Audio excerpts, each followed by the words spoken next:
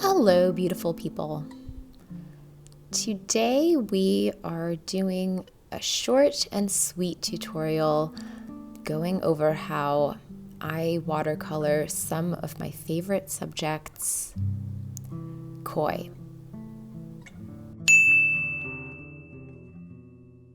You can find all of the supplies I'm using linked below, and I'm starting off with these metallic gouache colors from Arteza. So I'm selecting just one. I think I'm going to go with the bronze, and I'm pairing it with this noir, which is just a pure black watercolor, also from Arteza. I just got this squirrel brush from Amazon, and I will also link this below, and I'm trying it out for the very first time on these koi.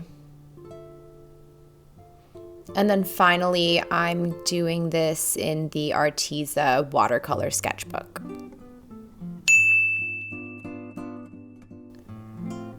For these koi, we want the paint to be really flowing and really translucent. And so I'm putting a lot of water compared to the paint. So you see I'm watering down this black watercolor so it almost acts like a metallic ink when you have a little bit of the bronze gouache mixed into it. The koi fish has 3 simple parts. The first part that I always start with is the body. And I add a little mouth and its little whiskers, and that's about it. The next part is the tail. And these can be dramatic. I think these are almost what gives the fish most of its personality, is the tail. You could do it in 2 simple strokes, and I take a little bit more time because I'm still sort of getting used to these koi and I'm not as confident as I could be.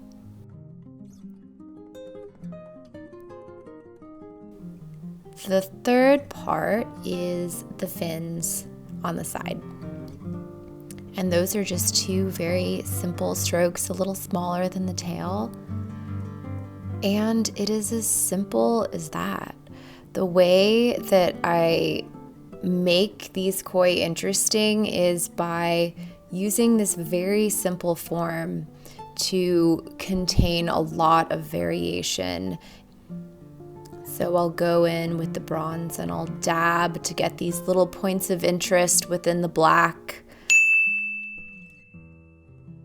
So let's do another fish, starting with the body.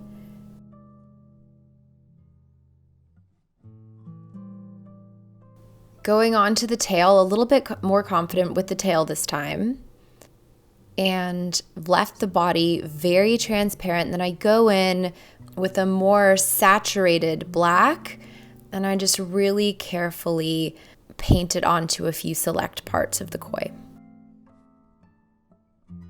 With koi and in the sort of Japanese style of painting, the principle is just really simple and purposeful strokes and just doing minimal amount of strokes and letting the water and the watercolor and gouache in this case do most of the work.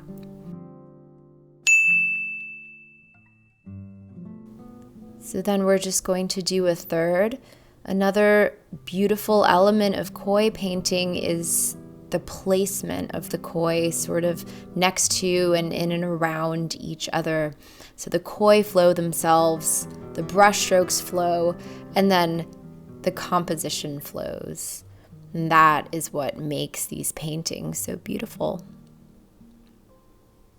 It's reminiscent of how they actually swim around in the water.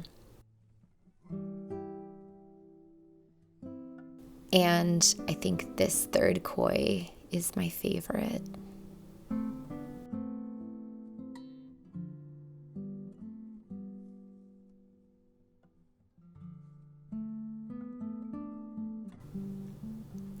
And then I add my little dots of bronze, and I just do this intuitively. I'm not thinking that much. And whenever I think is when I get into trouble with my paintings, I find.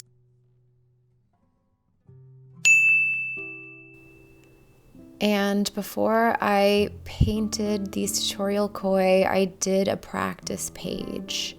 And you can see the difference between the practice page and the final. The practice is much more clunky and it doesn't have that flow and that life force because I was just getting to know the subject. And whenever I skip the practice, things are always much harder. Things always take a lot longer to flow. So I recommend just opening yourself up and letting yourself practice and letting yourself make some mistakes and make some ugly fish at first, and then eventually you'll do one that you just love. I hope you enjoyed this simple koi tutorial, and I will be back next week with something else. So until then, TTFN.